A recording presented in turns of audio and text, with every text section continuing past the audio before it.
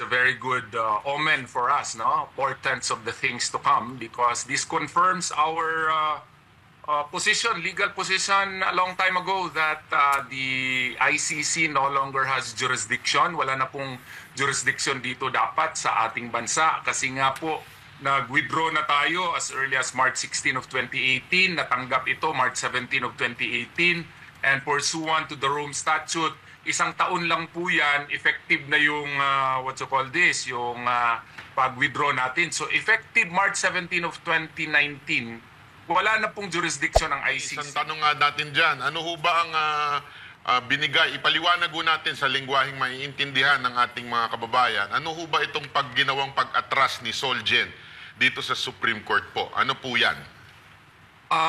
Actually, this is a very good omen for us, no? Portents of the things to come, because this confirms our position, legal position a long time ago that the ICC no longer has jurisdiction. Wala na pong jurisdiction dito dapat sa ating bansa kasi nga po nag-withdraw na tayo as early as March 16 of 2018, natanggap ito March 17 of 2018, and pursuant to the Rome Statute, isang taon lang po yan, effective na yung yung pag-withdraw natin. So effective March 17 of 2019, wala na pong jurisdiction ng ICC nito.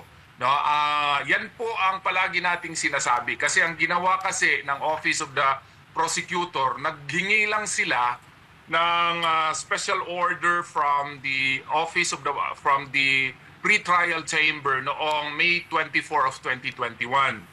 At nag-grant po ito noong September 21 of 2021. So anong ibig sabihin nito?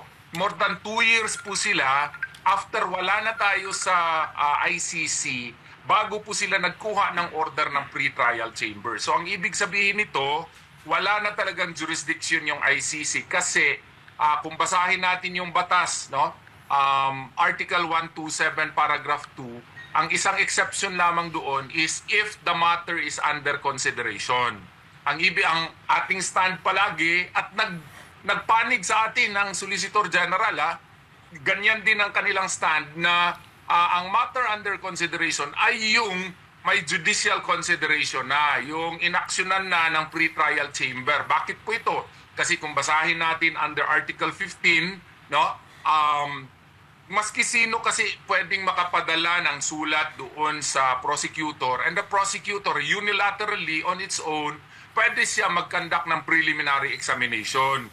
Yan ang contention ng kabila. Meron daw sila in 2018 preliminary examination, pero mali po yun na gagawin yung rason na meron ng matter under consideration ng ICC. Kasi ang prosecutor, no, hindi po yung aksyon niya ang ginagawa ang may visa. Ang may visa ay yung order na ng pre-trial chamber. Kasi maski sino po nakakapadala ng sulat doon sa Office of the Prosecutor, at yung action lamang ng pre-trial chamber na order, yun dapat ang basihan. Yung pre-trial chamber nag-action September 21 of 2021. So effectively, sabi ng Office of the Solicitor General, pursuant to the doctrine of complementarity, yung ICC dapat mag-action lang kung unable tayo or unwilling to prosecute. Meron tayong judicial system dito, working masyado. So, under the principle of complementarity, dapat hindi na sila makialam. No? Kung may mga kaso man kay Presidente Rodrigo Duterte, hanggang ngayon nga, walang pinail, maski isa dito sa ating bansa. No? Dapat dito lang, kaya meron tayong working judicial system. So, magandang balita po ngayong araw. As of 1:03 this afternoon, they filed that manifestation na gusto nga rin nila na i-drop na sila as respondents na hindi na dapat siya kasali. Kasi doon sa original na petition for certiorari ko, pinail ko rin for President Duterte and Senator Bato de la Rosa. At in-include ko yung Solicitor General, no? Kaya para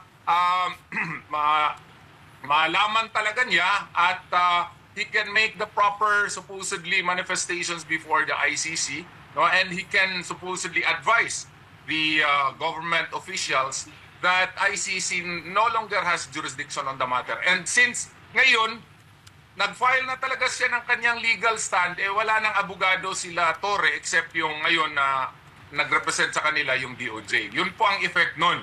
Nagkalas na ang DOJ, naghugas ng kamay, nag-side na sa ating stand ang OSG na wala ng jurisdiction ang ang ICC dito, at yun ang kanilang permanente na posisyon.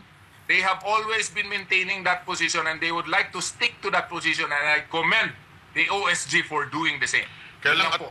attorney, kasi may mga tanong-tanong, hindi ba kaya niya ginawa yun para sabihin na wala na sa amin yan, hindi na namin hawak yan, hawak na yan ng ICC. Hindi kaya ganun lang ang ibig niya sabihin?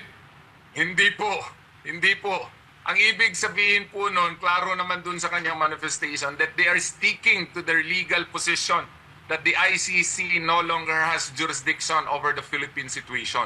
They have always been espousing that legal position, and what it is doing now is simply to maintain that legal position po. Fake news na naman yan, intellectual dishonesty na naman yan, sino naman yung mga expert na yan na nagsabi po na ganyan. May lang, Manat, may nagsasabi pa.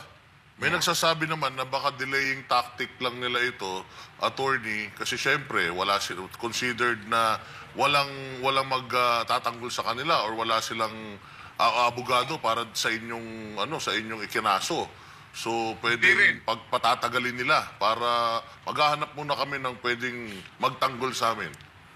Hindi rin. Kasi yung 24 hours habeas corpus, inextendable yun eh. So, as a matter of fact, may nag-file ng comment sa kanila, no? Yun pong Department of Justice. Na-receive din ng mga kasama natin ang comment ng Department of Justice, and it was a comment, consolidated comment ang tawag nila. So, ang DOJ na ngayon, ang nagrepresenta ng mga respondents po. Kaya lang, attorney, isa pang tanong dito, anong magiging epekto nito? May epekto ba ito? Kasi baka naman hanggang dito lang sa Pilipinas yung ginawa ni OSG, di ba? May epekto po ba ito sa korte, sa ICC, yung kanyang ginawa? Yes. May epekto ito dito sa ating bansa, sa Supreme Court, especially dun sa kasong ifinail ko for President Rodrigo Duterte and Senator Bato, because it confirms our position. Kasi abogado yun ng Republika abogado yun ng gobyerno. And it also has some bearing in the ICC, no? Kasi nasabi na ni Attorney Harry Roque na nasite niya yung Ibrahim case, na South African case, no? That if there is a violation ng kanyang pag-aresto, no? When there was grave violation of the arrest, illegal yung arrest, no? It can taint the jurisdiction of the court. Then that also is in effect the position advanced by the OSG, so therefore it can strengthen the arguments there in the ICC. At saka meron nga din akong nasabi sa inyo noon pa, yung prosecutor versus Dragan Nikolic, no? What is that? That is an ICTY decision also, where the Yugoslavia International Criminal Tribunal of Yugoslavia, no, in that portion of the ruling, it ruled that if the rights of the accused, no, he was subjected to inhumane treatment, he was subjected to cruel treatment, then it can oust the jurisdiction of the court.